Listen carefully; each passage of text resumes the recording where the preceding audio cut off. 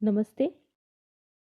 पिछले लेक्चर में हमने नदी के द्वारा निर्मित अपरदनात्मक जो स्थल रूप है इसके अंतर्गत वी आकार की घाटी, गॉर्ज, कैनियन, जलप्रपात तथा शिप्रिका, जलगर्तिका और अवनमन कुंड के बारे में चर्चा करी। आज हम नदी के द्वारा निर्मित अपरदनात्मक जो स्थल रूप है इसी चर्चा को जारी रखते हुए अन्य जो अपरदनात्मक स्थलाकृतियां हैं उनके बारे में जानेंगे। नेक्स्ट है संरचनात्मक सोपान। नदी के मार्ग में कठोर तथा मुलायम चट्टानों की जो परतें हैं यह क्रम से एक दूसरे के बाद जब क्षैतिज अवस्था में मिलती है तो इस परिस्थिति में नदी के द्वारा विशेषक अपरदन होता है, अर्थात कठोर और मुलायम चट्टानें जो हैं इनका कटाव अलग अलग दर से होता है, एक जैसा कटाव नहीं होता है। क्यों नहीं होता है? क्योंकि जो मुलायम चट्टानें हैं या जो कोमल चट्टानें हैं वह आसानी से कट जाती है और कठोर चट्टानें कोमल चट्टानों की तुलना में उनका कटाव कम होता है। तो इस तरह से विशेषक अपरदन के द्वारा एक अलग तरह की स्थलाकृति सामने आती है जिसे कहा जाता है संरचनात्मक सोपान। तो इस तरह से जब विशेषक अपरदन होता है इसके द्वारा सोपनाकार सीढ़ियों का नदी की घाटी के दोनों ओर निर्माण हो जाता है। जैसा कि इस डायग्राम में देख सकते हैं आप, ये जो है ये कठोर चट्टान को दर्शाया गया है और इसके नीचे यहाँ पर ये कोमल चट्टान है। ये यहाँ पर कोमल चट्टान की स्थिति है, जहाँ जहाँ पर भी कोमल चट्टान की स्थिति है उसका अपरदन ज़्यादा हुआ है और जहाँ पर ये कठोर चट्टान है जैसे कि यहाँ पर और यहाँ पर, तो जहाँ पर कठोर चट्टानें हैं उनका अपरदन कम हुआ है। इस वजह से क्या हुआ कि कोमल चट्टान पीछे की ओर खिसक गई नदी की घाटी के दोनों ओर। तो कोमल चट्टान जो है यह पीछे की ओर खिसक गई क्योंकि इसका कटाव ज्यादा हो गया और कठोर चट्टान का कटाव अपेक्षाकृत कम हुआ, जिस वजह से यहाँ पर एक सोपान के अनुसार आकृति बन गई, सीढ़ियों के अनुसार आकृति बन गई।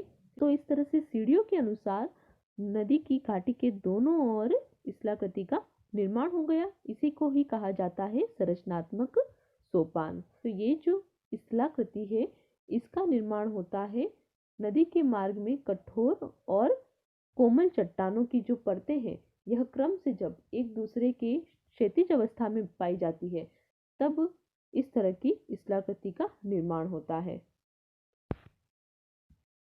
नेक्स्ट है नदी वेदिका। नदी अपनी क्रमबद्ध अवस्था के बाद बाढ़ के मैदान का निर्माण करती है। ये जो बाढ़ का मैदान है इसमें जलोढ़ मिट्टी तथा बजरी का नदी के द्वारा निक्षेपण होता है, लेकिन इसके बाद जब अचानक से सागर तल में यदि परिवर्तन आ जाता है तो नदी में नवोन्मेष की क्रिया प्रारंभ हो जाती है। नदी पुनः से युवावस्था में आ जाती है, जिस कारण से नदी में फिर से निम्न कटाव की क्षमता अर्थात तली की ओर कटाव करने की क्षमता बढ़ जाती है, लंबवत अपरदन की क्षमता बढ़ जाती है। इस कारण से नदी की जो घाटी है यह गहरी होने लग जाती है। अब इसके बाद क्या होता है कि नदी जो है यह अपनी पुरानी घाटी के अंतर्गत नई घाटी जो कि अपेक्षाकृत एक संकरी घाटी होती है उसका निर्माण करती है। अब ये जो प्राचीन घाटी और नवीन घाटी है यह एक सीढ़ी या सोपान के द्वारा एक दूसरे से अलग होती है। इसी सोपान को क्या कहते हैं? नदी वेदिका। देखिए यहाँ पे इस डायग्राम में नदी वेदिका के बारे में बताया गया है। नदी क्रमबद्ध अवस्था के बाद बाढ़ के मैदान का निर्माण करती है। ये जो पहली स्थिति है इसमें बाढ़ के मैदान का निर्माण किया है नदी ने, जिसके अंतर्गत नदी के द्वारा दोनों ओर जलोढ़ मिट्टी का जमाव किया है। फिर इसके बाद क्या होता है कि नदी जो है यह सागर तल में परिवर्तन आने से युवावस्था में आ जाती है, नवोन्मेष की क्रिया इसमें प्रारंभ हो जाती है और पुनः ये युवावस्था में आ जाती है। तो पुनः युवावस्था में जब नदी आ जाती है तो नदी तली की ओर अपरदन करना प्रारंभ कर देती है। मतलब नदी जो है निम्न कटाव करने लग जाती है, अपनी तली को गहरा करने लग जाती है। अब नदी जो है नवीन घाटी का निर्माण कर देती है। तो इस तरह से नदी की जो पुरानी घाटी है, प्राचीन घाटी है, यह नवीन घाटी से एक सीढ़ी या सोपान के द्वारा अलग होती है। इसी सोपान को कहा जाता है नदी वेदिका। नेक्स्ट है नदी विसर्प, रिवर मियांडर्स। इसका निर्माण होता है जब नदी प्रौढ़ावस्था में होती है। प्रौढ़ावस्था में जब नदी मैदानी भाग में होती है तो इसके अंतर्गत निम्न कटाव की अपेक्षा, अर्थात जो तली की ओर अपर्दन है उसकी अपेक्षा क्षैतिज अपर्दन या पार्श्ववर्ती अपर्दन, किनारों की ओर अपर्दन अधिक सक्रिय होता है। परिणाम स्वरूप जो नदी है यह अपनी घाटी को गहरा करने के बजाय अपनी घाटी को चौड़ा करने लगती है। अपनी घाटी को गहरा करने के बजाय उसको चौड़ा करने लगती है, क्योंकि नदी का जो अपर्दन है यह तली की ओर नहीं होकर के उसके दोनों किनारों की ओर होता है। अब ये जो अवस्था है जिसके अंतर्गत नदी लंबवत अपर्दन बंद कर देती है और क्षैतिज अपर्दन करती है, इसके अंतर्गत क्या होता है कि नदी का वेग कम हो जाता है, क्योंकि नदी जो ढाल है उसको पार करके मैदानी भाग में आ जाती है। जो पहाड़ी भाग है उसको पार करके जब नदी मैदानी भाग में आ जाती है तो नदी का वेग कम हो जाता है। इसी के साथ नदी में अवसादों की मात्रा भी ज़्यादा होती है, जिस वजह से नदी सीधे मार्ग पे न चल करके आगे बढ़ने के लिए टेढ़े मेढ़े मार्ग से गुजरती है। तो इस तरह से नदियाँ टेढ़े मेढ़े रास्ते से होकर के बहती है या सर्पिलाकार रूप में बहती है, सांप के जैसे बहती है। इसकी वजह से क्या होता है, नदी में मोड़ बन जाते हैं कि नदी सीधे मार्ग पे नहीं चल करके सर्पिलाकार रूप में बह रही है, जिसके अंतर्गत नदी के अंतर्गत मोड़ बन जाते हैं। इन्हीं मोड़ को कहा जाता है नदी विसर्प। अब जब नदी इस तरह से सर्पिलाकार रूप में चलती है तो नदी के द्वारा एक विशेष आकृति का, एक विशेष स्थल रूप का निर्माण होता है, एक विशेष तरह की झील का निर्माण होता है जिसे कहा जाता है गोखुर झील। तो ये जो गोखुर झील है इसमें अपर्दन और निक्षेपण दोनों का सम्मिलित प्रभाव रहता है। अब नदी जब सर्पिलाकार रूप में चलती है तो नदी दो तरह से कार्य करती है। जो नदी का ये जो बाहरी भाग है यहाँ पर तो नदी करती है अपर्दन, क्योंकि नदी इस तरह से वेग से आती हुई बाहर की ओर प्रहार करती है, तो बाहरी भाग का तो नदी करती है अपर्दन, और जो अंदर वाला भाग है, जो आंतरिक भाग है, यहाँ पर नदी करती है निक्षेपण। नदी जब इस तरह से सर्पिलाकार रूप में बहती है तो नदी, ये जो नदी का बाहरी भाग होता है यहाँ पर तो नदी के द्वारा किया जाता है अपर्दन। ये जितने भी मोड़ है इन मोड़ पर नदी के द्वारा अपर्दन का कार्य होता है, और जो नदी का आंतरिक भाग है यहाँ पर नदी करती है निक्षेपण। इस भाग में नदी करती है निक्षेपण। अब इससे क्या होता है कि नदी जो है यह और ज़्यादा सर्पिलाकार हो जाती है और ज़्यादा मोड़ लेने लग जाती है। कैसे लेगी ये, देखिए यहाँ पर नदी ने अपर्दन किया तो नदी का मोड़ इस तरह से हो गया, क्योंकि नदी ने इस पूरे भाग का कटाव कर दिया। अब ये जो मलबा है इस मलबे का जमाव नदी कहाँ करेगी, ये जो आंतरिक भाग है। तो इस तरह से ये मोड़ जो है ये लगातार बढ़ते जाते हैं। अब जब ये मोड़ लगातार बढ़ते जाते हैं तो अंत में ऐसी स्थिति आ जाती है कि नदी एकदम से सर्पिलाकार हो जाती है, बहुत अधिक सर्पिलाकार हो जाती है। नदी जब मैदानी भाग में बहती है तो इस तरह से सर्पिलाकार रूप में बहती है। सर्पिलाकार रूप में बहने से क्या होता है कि नदी जो बाहरी भाग है उसका तो अपर्दन करती है, जैसे कि इस वाले भाग का यहाँ पर इस वाले भाग का करेगी, यहाँ इस वाले भाग का और यहाँ पर इस वाले भाग का। तो बाहरी भाग का तो अपर्दन करेगी, क्योंकि नदी जब वेग से आ रही है तो जल का प्रहार जो होगा वो बाहरी भाग पर होगा। यहाँ पर, यहाँ से नदी आएगी तो प्रहार सबसे पहले इस तरफ होगा, यहाँ पर जब नदी आएगी तो प्रहार बाहरी भाग पर होगा। इस वजह से बाहरी भाग पर अपर्दन प्रहार होने से नदी बाहरी भाग का अपर्दन करती है, और जो आंतरिक भाग है वहाँ पर क्या करती है, जमाव करती है। तो यहाँ पर तो नदी करेगी जमाव। तो इसके माध्यम से क्या होगा कि ये जो भाग है यह इस तरह से बढ़ जाएगा, ये भाग इस तरह से बढ़ गया, ये इस तरह से बढ़ गया। तो ये बाहरी भाग का तो नदी ने कर दिया अपर्दन, और इस बाहरी भाग से जो भी मलबा प्राप्त हुआ उसका यहाँ पर जमाव कर दिया। तो ये हो गया इसका निक्षेपण। तो आंतरिक भाग में तो नदी करती है निक्षेपण और बाहरी भाग में करती है अपर्दन। तो इस तरह से अपर्दन और निक्षेपण का कार्य लगातार चलता रहता है, और लगातार चलते रहने की वजह से नदी का जो मोड़ है वो बढ़ता जाता है।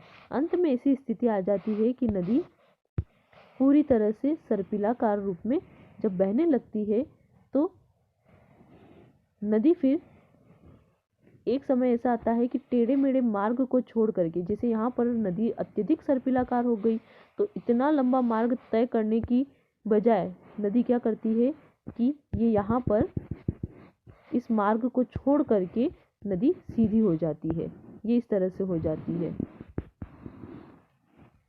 तो ये जो मार्ग छूटा, इससे एक नई झील का निर्माण हो जाता है, और इसी को कहा जाता है गोखुर झील, क्योंकि इसकी जो आकृति है वह गाय के खुर के समान होती है, इसलिए इसे क्या कहा जाता है, गोखुर झील। तो इस तरह से ये झील जो है ये नदी से अलग हो जाती है। ये देखिए इस डायग्राम में गोखुर झील को समझाया गया है। नदी जब सर्पिलाकार रूप में चलती है तो नदी ये इस तरह से सर्पिलाकार रूप में नदी चल रही है, तो नदी क्या करती है कि जो ये बाहरी भाग जो है नदी का, वहाँ पर तो नदी टकराती है, इसलिए उसका अपर्दन करती है। नदी का जो बाहरी भाग है यहाँ पर नदी टकराती है और उसका अपर्दन करती है, और जो आंतरिक भाग है वहाँ पर नदी क्या करती जाती है, जमाव करती जाती है। या आंतरिक भाग में नदी जमाव करती जाती है। फिर नदी अत्यधिक ये यहाँ पर अत्यधिक कटाव होने के कारण, बाहरी भाग में अत्यधिक कटाव होने के कारण नदी का मोड़ जो है और ज़्यादा विकट हो जाता है। ये देखिए ये दोनों मोड़ पास पास आ गए हैं। अब ये अत्यधिक मोड़ होने की वजह से नदी क्या करती है कि इतना लंबा रास्ता तय करने की बजाय यहाँ पर ये नदी सीधी हो गई, सीधे मार्ग पर बहने लगी। तो पुराने वाले मार्ग को नदी ने छोड़ दिया।